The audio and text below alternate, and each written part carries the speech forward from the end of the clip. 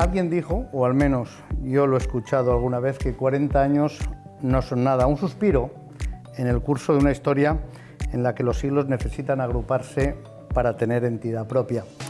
Pero 40 años también pueden ser muchos, una eternidad si los acabas de alcanzar o todavía vas de camino.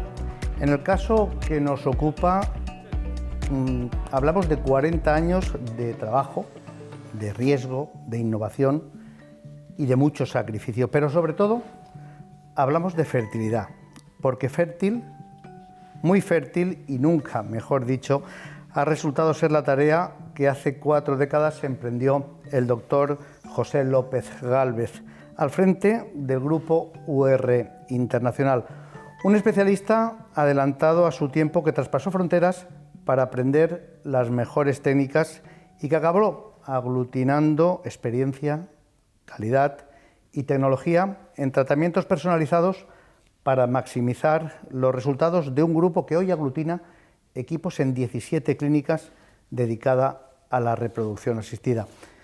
¿40 años no son nada?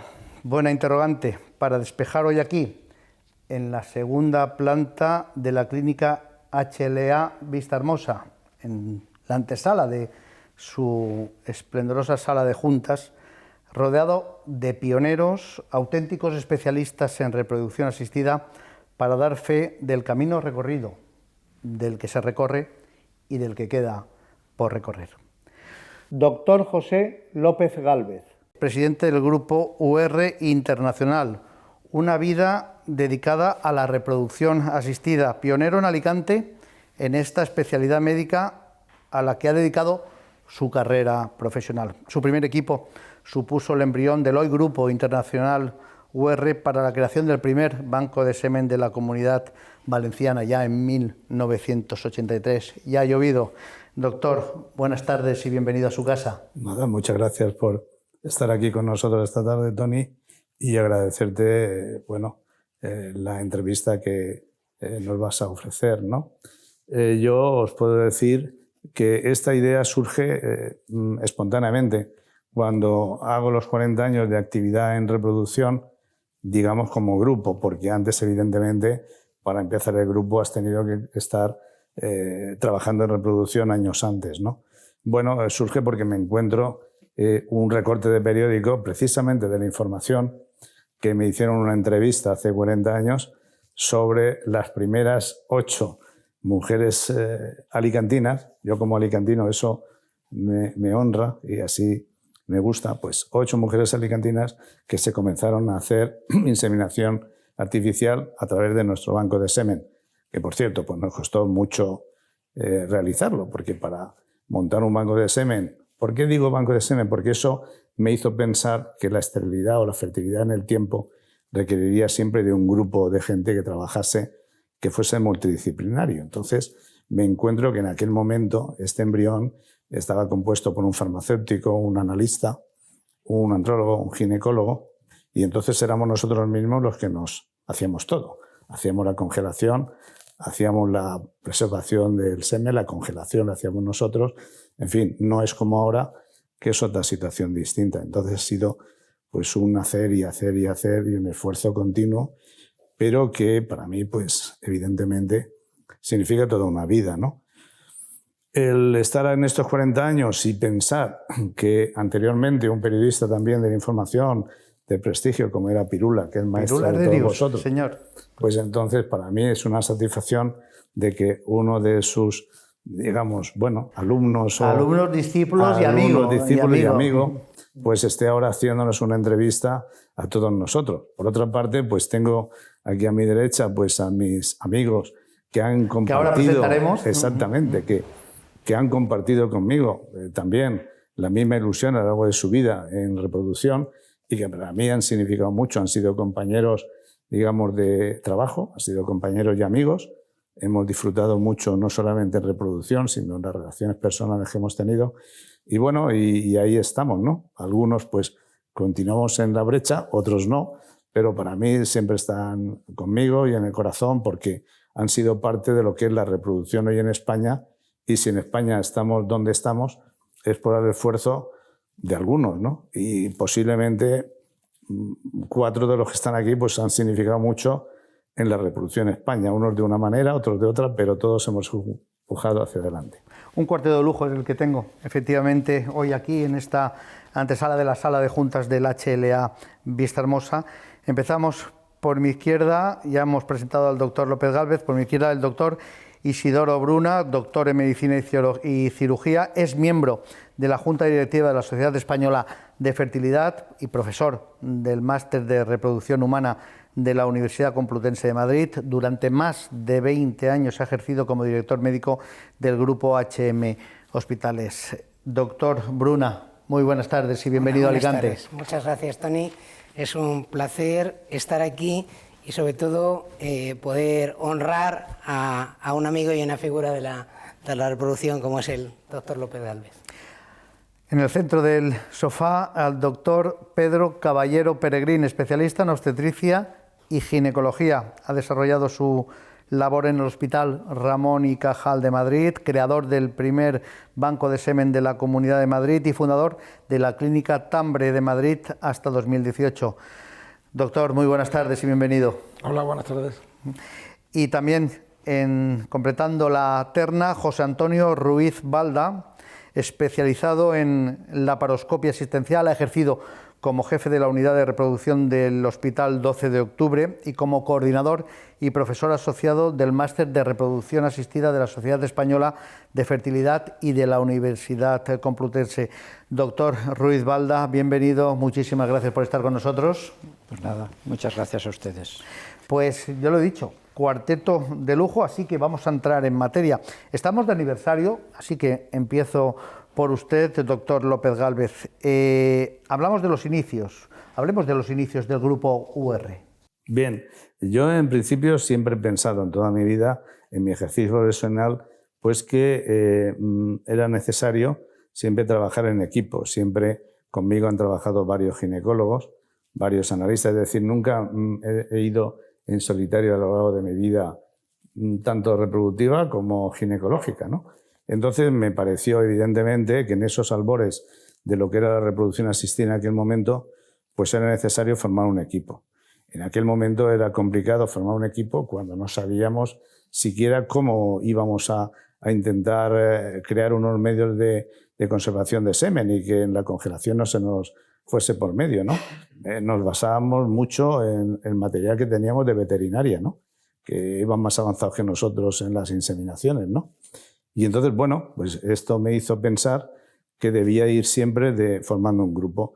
Y fue lo primero que hice, pues hablar con una serie de compañeros que estuviesen interesados en el mismo, coordinarlos a todos y cada uno tenía un modo de actuar. Y eso me ha hecho pensar siempre de esa misma manera y siempre, poco a poco, la ayuda que hemos tenido es el trabajo diario, ¿no? El trabajo diario pues ha hecho que de 4 que éramos al principio, pues pasemos ahora que son más de 240 en el grupo, ¿no? Y está distribuido por toda España y fuera de España, ¿no? Entonces, que eso nazca de aquí, de Vistahermosa, porque iniciamos aquí en este hospital, que es un hospital privado de renombre en la provincia de Alicante, pues tiene varios su países, interés. doctor, ya, ¿no? Son varios los países en los que está representado el Sí. grupo.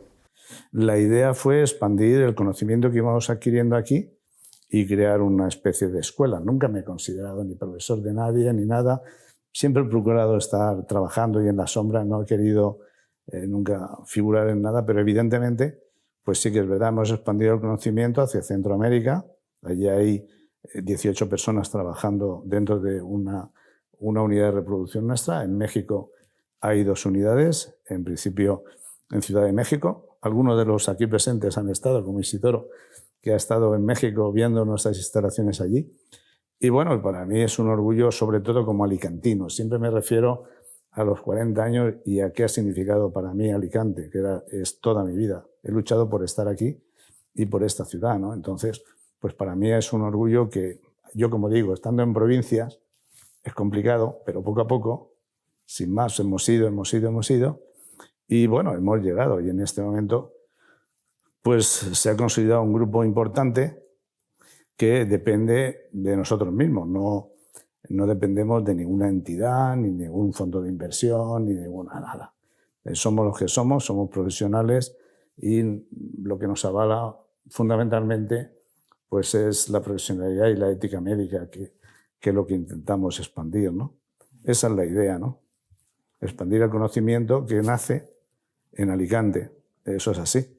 Muchos de los aquí presentes han sido o son profesores del máster que hacemos hace 22 años aquí para formar especialistas, y que gracias a ellos lo hemos podido hacer, porque yo solo no podía. Pues tanto Isidoro como Pedro como José Antonio pues han significado mucho para mí, porque en un momento en que era inicial, pues que ellos apoyasen todas las iniciativas de formación, pues también ha significado el llegar hasta aquí. O sea que de alguna manera estamos todos implicados. Por eso el tema de grupo es que es fundamental. Los equipos multidisciplinarios son necesarios para trabajar adecuadamente, ¿no?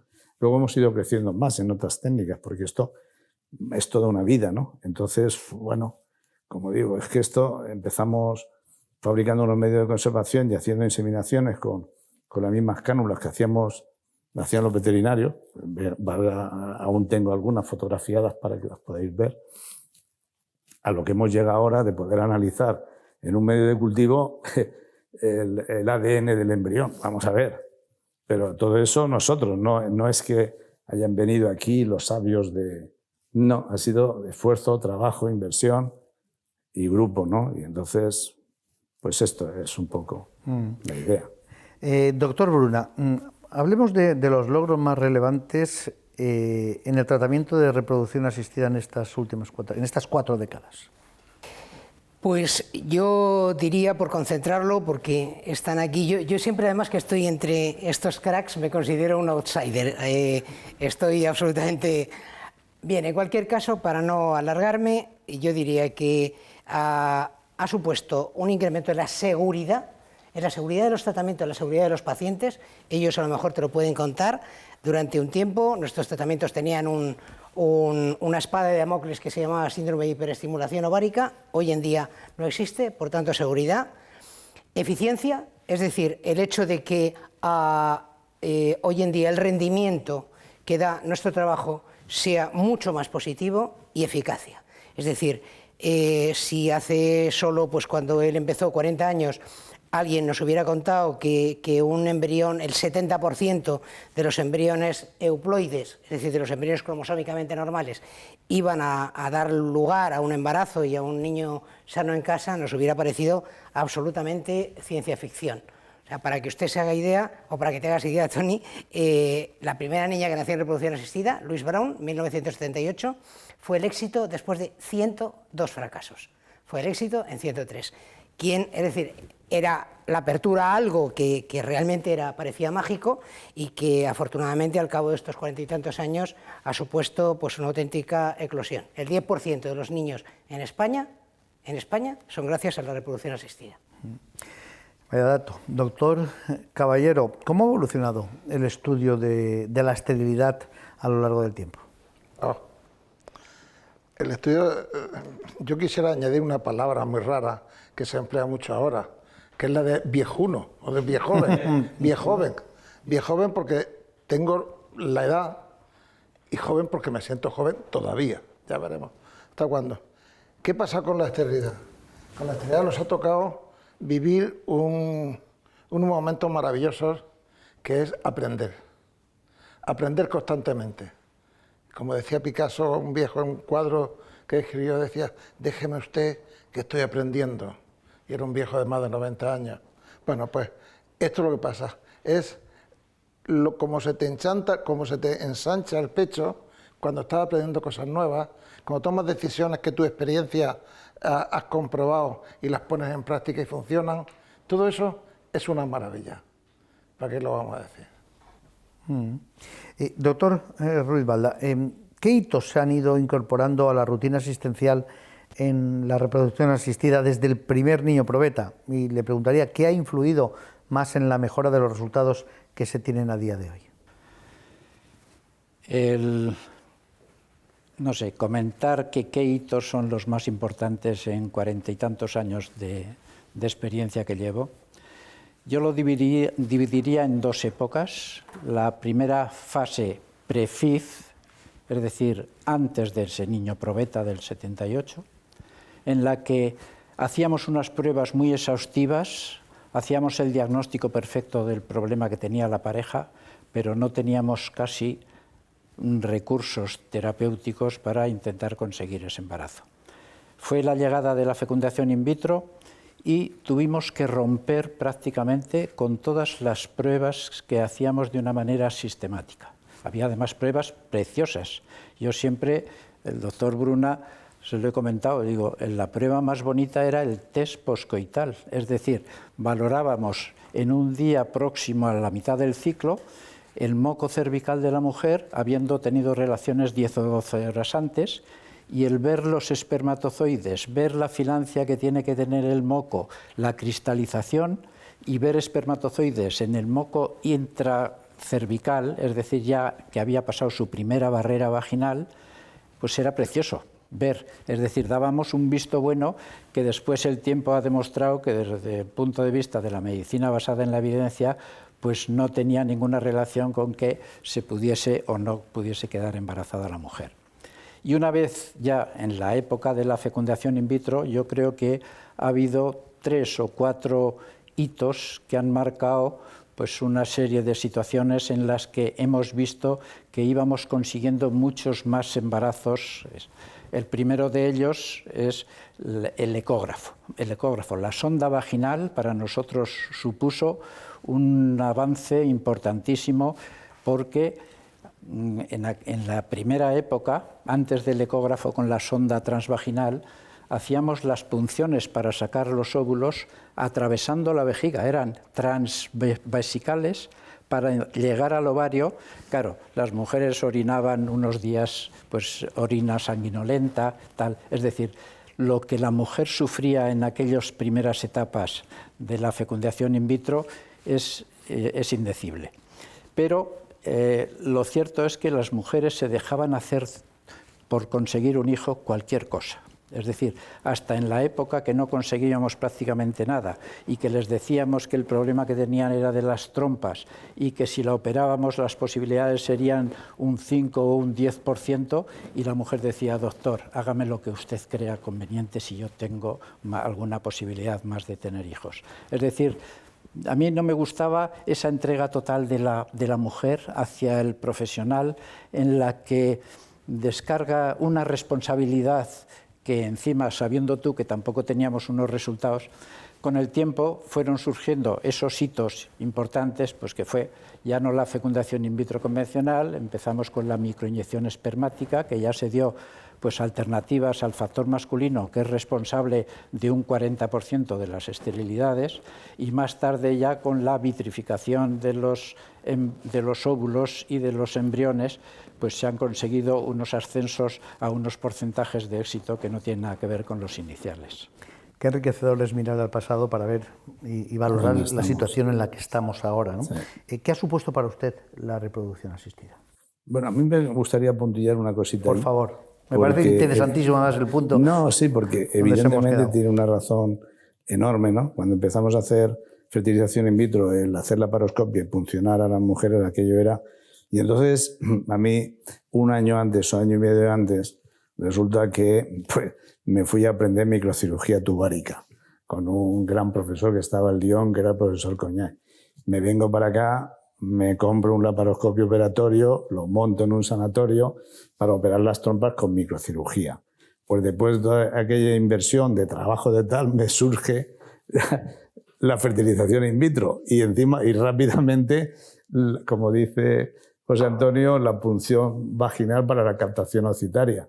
Pues todo el trabajo, todo lo que había hecho y toda la inversión económica fue para cero. Se quedó todo almacenado. No sé si tendré en algún armario ahí algún microscopio de esos que me traje, que compré. Es decir, que la evolución fue tan rápida que también impensable, porque un año y pico antes estaba haciendo eso y un año y pico después lo tuve que meter en un armario. Entonces, claro, la evolución es... ¿Qué significa para mí la reproducción, Tony, que me pregunta? Sí. Para mí significa mi vida. Es decir, toda mi vida, pues los que estamos aquí, la mayoría, pues hemos tenido que hacer ginecología convencional, no como ahora, Es decir, que teníamos que saber pues, operar un cáncer de útero, una histerectomía vaginal, una mastectomía, decir de todo, y teníamos ese complemento de la esterilidad que iba creciendo cada vez más, ¿no? Entonces, para mí siempre ha sido un proyecto de vida. Mi vida siempre ha sido un proyecto tras otro. Nunca he parado, porque pienso que la única manera de estar hacia adelante es ir creando proyectos y cumplirlos, ¿no? De los más diversos. A veces, cuando estaba atascado, iniciaba otro proyecto distinto que no tenía que ver con la medicina, pero siempre con un proyecto en marcha. Por tanto, es parte de mi vida, que me ha hecho pues, estar siempre, a ser posible, en vanguardia, y todo mi potencial de trabajo lo he volcado en ese gran cambio que ha habido, como han dicho mis compañeros, en la reproducción. Esto o lo haces o te lleva por delante, es como un tsunami que está ahí. Entonces, el ofertar esa seguridad, como ha dicho Isidoro, o ese buen diagnóstico, o esa técnica que ha dicho José Antonio, desde luego, como no estés ahí, el tsunami te lleva, te quedas aparcado. No es posible. La evolución que ha tenido esto ha sido tan brutalmente enorme que ahora hacemos marcha atrás, que eso no viene, las nuevas generaciones vienen y se cogen. Yo a veces lo comparo con un tren que va marchando, ¿va?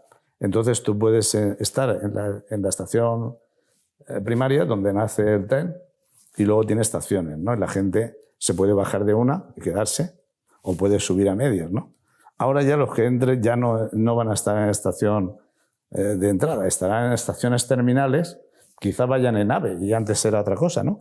Pero lo que sí os digo filosóficamente es que el tren empezó en un momento determinado, unos cuantos hemos estado ahí, y eso ha hecho que hayamos hecho grande la reproducción en España, que además nos respetan enormemente, ¿eh? Cuando hablan de España en general, no de grupos más o menos comerciales, no, lo que es la reproducción. Cuando un español habla de reproducción, la gente escucha, ¿eh?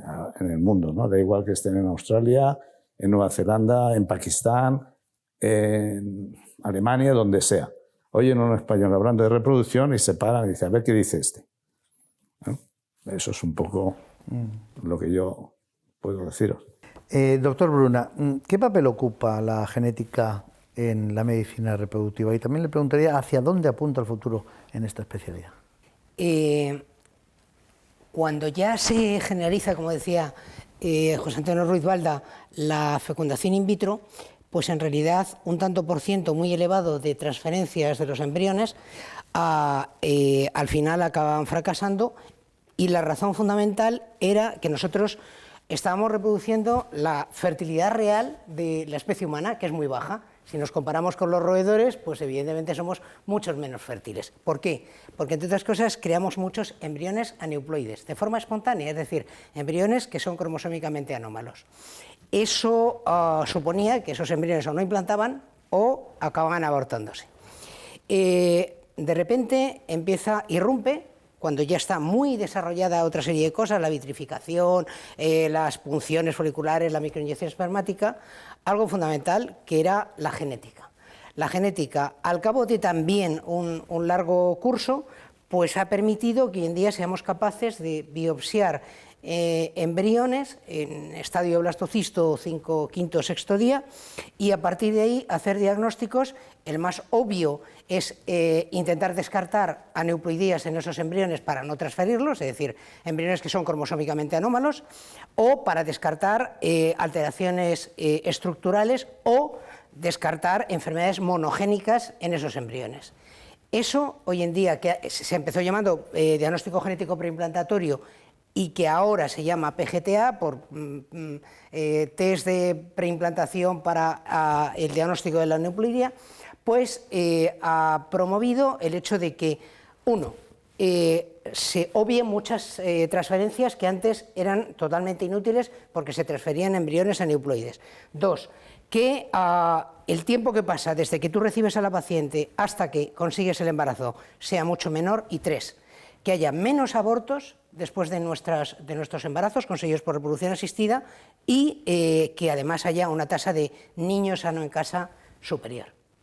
La genética ha revolucionado en los últimos 10 años el mundo de la reproducción asistida, y el campo que se ha abierto yo creo que es imparable. Él es un visionario, JJ López Gálvez, e incorporó enseguida la genética al lado de su amigo el profesor Joaquín Rueda en su unidad de Vistahermosa y posteriormente en todo el resto de las unidades, y eso nos abre un campo en este momento extraordinario. Uno, en lo que pueda ser el diagnóstico, por ejemplo, de aproximadamente un 10% de esterilidades de origen genético. No son muchas, pero entonces gracias a una cosa que se llama GWAS, el Gene Wide Association, intentar en el futuro poder ver qué causas genéticas tienen algunas esterilidades. Nos va a permitir el diagnóstico de enfermedades mucho más complejas, que no solamente dependen de un cromosoma, sino de varios cromosomas o de lo que se llaman alteraciones poligénicas, que son la mayoría. Nos va a permitir, por ejemplo, la selección embrionaria gracias al PGT-AI de inteligencia artificial. Se ha introducido ya no solo el estudio de los cromosomas, sino de los exomas, etc. Es decir, hay un campo abierto extraordinario. Incluso la genética ha abierto el campo de la corrección, gracias a una cosa que se llama CRISPR-Cas, de algunas alteraciones de las que son portadoras y que se podrían corregir en periodo embrionario. Todo esto choca todavía con aspectos que hay que tratar de forma muy prudente, de bioética, pero abre un mundo extraordinario a incrementar la seguridad de los niños que nacen por reproducción asistida, que ya es muy alta, pero todavía se puede afinar mucho más, y al hecho de lo que decía antes, es decir, de la eficacia de nuestros tratamientos. Doctor Caballero, ¿qué es lo que más y menos le gusta de la situación actual de la reproducción asistida en España, en nuestro país? Amigo mío, el doctor López Gálvez, JJ, ¿sabes?, ha comentado antes, en los comienzos del estudio del trabajo de reproducción asistida, lo fundamental que era el equipo. Los médicos somos maravillosos, somos seres humanos grandes, nos lo creemos nosotros, pero si nosotros sin el equipo, la reproducción no hubiera funcionado nunca. Entonces, nosotros somos equipos de médicos, biólogos, urólogos, andrólogos, ginecólogos, de todo, y psicólogos. Entonces, resulta que la reproducción en España, la reproducción en sí, lo tenemos que considerar de dos maneras. Esto no es ciencia. Esto es, por un lado está la ciencia, el conocimiento que tenemos nosotros y que le tenemos que aplicar para nuestros pacientes, pero por otro lado está la relación que el médico tiene, para mí, la obligación inexorable de tener hacia el paciente, que es el cariño, el cuidado, por qué no decirlo, el amor que tiene que tener hacia los pacientes. Y eso se lo tiene que dar gratis porque sí, porque le tiene que salir del alma, porque es lo que más recibe el paciente.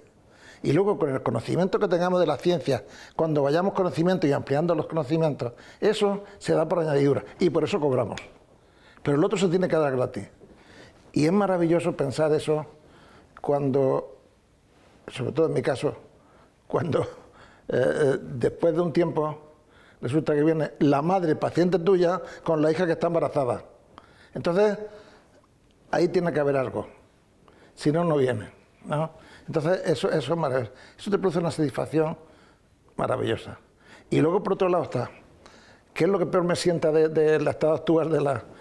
Lo que peor me sienta, y lo digo porque aquí no hay ninguno que esté así, es JJ es el creador de un grupo de unidades de reproducción maravillosas que todos van al unísono, pero bajo la dirección de los criterios médicos y bioéticos, como está mandado. Pero si os fijáis, se están vendiendo a montones las clínicas de reproducción que se crearon en su tiempo y las compran unidades financieras. Fondos de inversión. Fondos de inversión. Y entonces, amigo mío, eso ya es diferente. Entonces ahí cualquier cosa puede suceder. Porque claro, si tu jefe le dice al médico, tú lo que tienes que hacer es esto. Bueno, siempre Y a mí realmente me da pena que esto sea así. Me da pena que esto sea así. Y espero que en el futuro, pero si os fijáis, todo es muy raro. Todo está muy liado, muy complicado, ¿sabes? Y tenemos que empezar a hablar claro y decir lo que hay que hacer y lo que no hay que hacer. Aclaremos que en el caso que nos ocupa, aquí no hay fondo de inversión que valga, aquí todo es el capital es alicantino. No, si eso lo sabemos. Sí, Con eso ya contamos. Por eso digo que de lo que estaba hablando, aquí no había nada que hacer de eso. Efectivamente, ¿no? Por eso digo, quiero subrayarlo además. además. Hablando es de que el primero que ha empezado a hablar del tema es de los equipos ha sido él, esta tarde. No, sí, me parece muy buen apunte el suyo, doctor Caballero, por eso quiero subrayarlo, me parece un apunte muy adecuado, muy idóneo además. Un poquito de amor quizá quedaba muy bien. Sí, no pasa nada. ¿Cómo ha cambiado esta especialidad médica desde su inicio?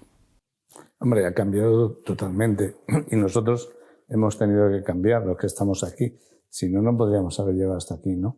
Entonces tenemos en principio pues un prestigio reconocido en el mundo, no solamente, ¿sabes? Es decir, es que viene de todas partes. Te puedo decir que de Australia tenemos pacientes, de Estados Unidos, de Pakistán, de Nueva Zelanda.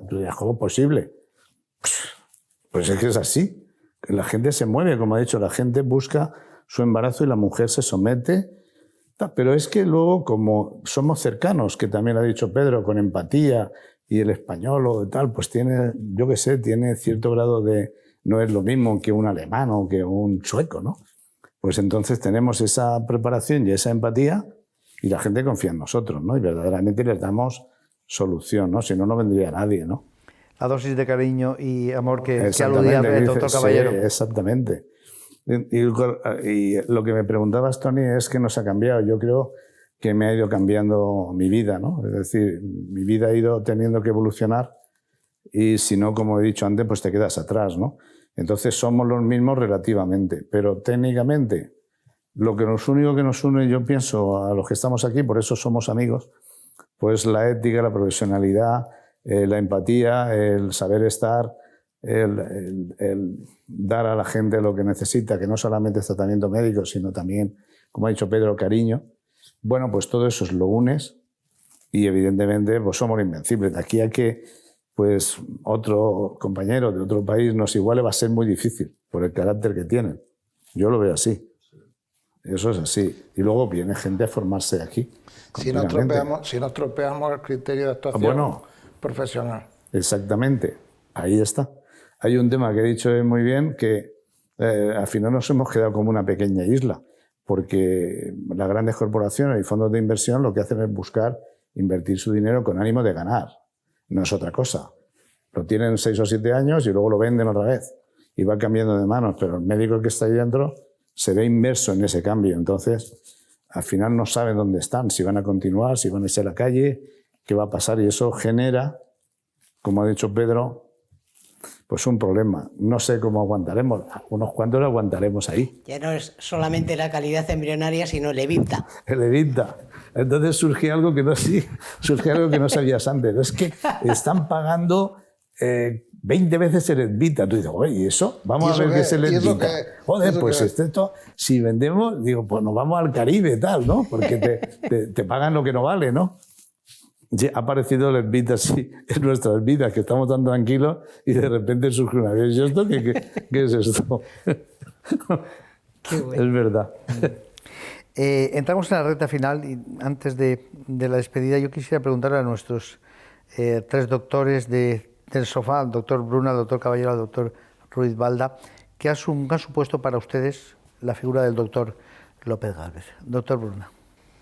Pues mira, Tony, yo hoy me siento muy afortunado y te voy a explicar por qué. He tenido la fortuna de que a ellos dos, al doctor Pedro Caballero y al doctor Ruiz Balda, he podido organizarles un homenaje, pero bueno, pues al final no he podido hacerlo con el doctor López Gálvez.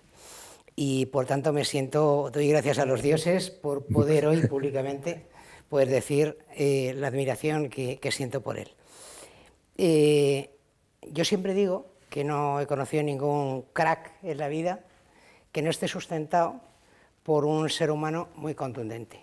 O sea, no se trata de ser solamente técnicamente bueno, sino de que el ser humano sea algo...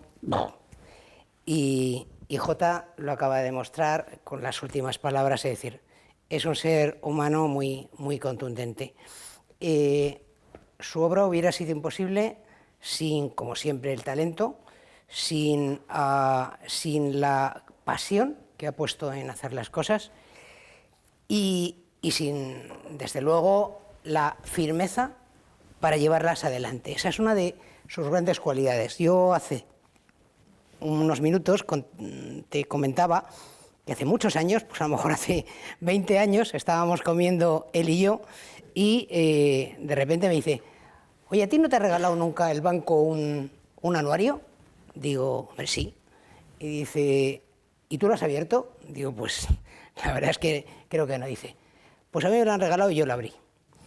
Y empecé a ver y había un montón de fiestas en la Comunidad Valenciana. Dice, y dije, hombre, si hay fiestas, pues ¿por qué no montar, por ejemplo, una serie de carrozas con las que animar esas fiestas? Vale, y las montó. Es decir, los seres humanos podemos tener ideas. Ahora, seres humanos que tengan ideas y que sean capaces de llevarlas a la práctica, hay muy pocos. Por tanto, esto es algo fundamental. Sin eso sería inexplicable, sin su capacidad, sin su pasión, sin su capacidad de gestión, pues que haya montado el emporio de UR Internacional, que el máster lleve 23 años y que realmente sea algo tan reconocido tanto en España como en Latinoamérica. Pero por otro lado, además dentro de eso que llamamos talento, hay cosas fundamentales, que es su capacidad de anticipación. Por ejemplo, tú no lo sabes, pero yo sí, en España se habla siempre de que los primeros bancos de semen los montó el doctor Pedro Caballero o el doctor Simón Marina en Barcelona. Y sin embargo, en la Comunidad Valenciana, y casi al mismo tiempo, 40 años, lo montó él aquí. La capacidad de incorporar la genética mucho antes de que la genética realmente tuviera este papel relevante al que he apelado anteriormente, la tuvo él. Es decir, podría poner muchos ejemplos. Yo me acuerdo cuando hace 10.000 años me hablabas de las columnas de Nexina, oye, tómate esto en serio, ¿qué tal? En fin, quiero decir. Por tanto, es un amigo, es un espejo en el que yo muchas veces me he mirado y me parece que cuando ya llevas toda una vida trabajando, yo nunca he trabajado con él en su grupo ni él en el mío, pero trabajando al lado de compañeros como él, de los que aprendes tantas cosas y que de forma gratuita, sin la menor competitividad, él te dice, oye, a mí esto me parece que es interesante, pruébalo, etcétera, da una dimensión de lo que es él. Y además es una persona, también lo ha dicho, una persona bastante humilde. A él el ruido mediático no le gusta mucho, hasta el punto de que al final no es el doctor López Gálvez, es JJ.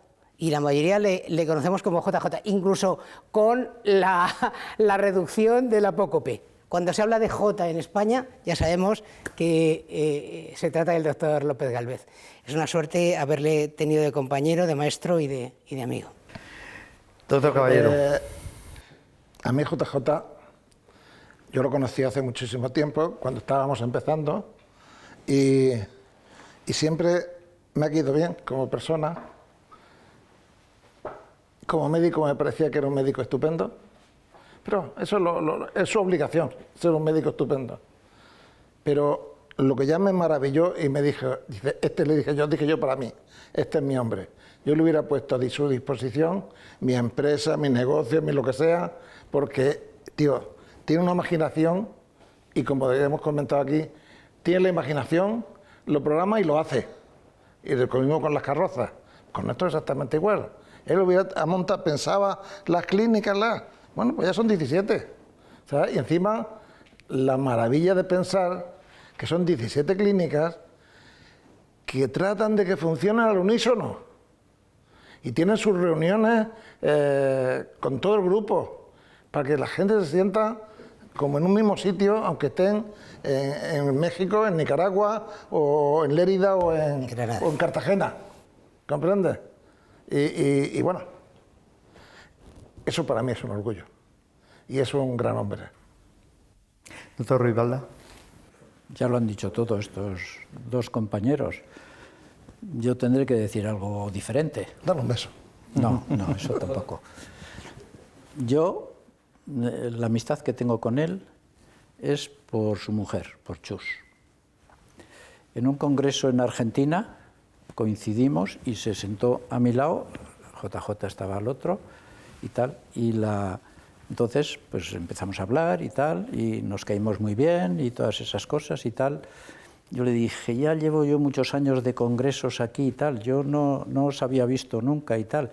Y le digo, sí, ya sé quién es tu marido y tal, y no sé qué, porque es hombre importante y tal, un poco fenicio y tal, porque montar todo este tinglado en aquel momento no tenía tanto, pero ya se le veía que iba para adelante. Y entonces yo le hice el favor a su mujer, que yo le dije, ya mis neuronas ya no llegan para tanto, te voy a hacer un huequecito y vais a ser los últimos amigos que tengo, que me lo han sacado a relucir muchas veces, que les dije eso en aquel congreso y tal. Bueno, pero es broma, que pues estos 25 años pues hemos tenido una amistad. Talento, pasión, firmeza, sí, lo detallaba también el doctor Bruna. Yo imagino, doctor López Gálvez, que le iría muy bien con las carrozas, pero yo me quedo con el referente médico que supone ser el pionero, además, en reproducción asistida en nuestro Alicante. Hace 40 años, mi compañera Pilar Arderius abrió el fuego con usted en una entrevista que ahí está todavía en la hemeroteca y que hemos tenido ocasión de ver. Y para mí es un orgullo y un auténtico placer y un honor cerrar ese ciclo también con una nueva entrevista 40 años después con el doctor López Gálvez. Muchísimas gracias. Nada, a ti por estar aquí con nosotros. Y muchas gracias a todos vosotros, sobre todo por las palabras que me habéis dado, que pienso que alguna me mereceré, pero poquita, ¿no? El resto yo creo que es amistad déjate. Y demás, ¿no? Yo creo que sí. Pero bueno, evidentemente, os digo, es mi vida. Considero que he tenido suerte en mi vida de poder realizar este proyecto. Y es mi vida y sobre todo dar vida. Y luego, ¿qué es para mí también lo más importante? Pues mirad, lo que tenemos esta tarde aquí.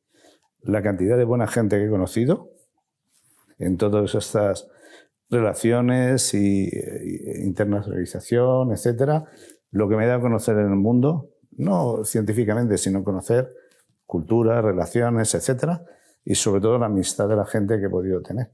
Eso es el mayor tesoro que tengo. Pues ahí queda, 40 años de la unidad de reproducción UR Internacional H, que está aquí en HLA Vista Hermosa. Nació hace 40 años en Alicante y sigue en Alicante con toda su firmeza. Ha sido un placer, ha sido un honor. Doctores, muchísimas gracias y espero que a ustedes les haya gustado tanto como me ha gustado a mí esta conversación. Muy buenas tardes.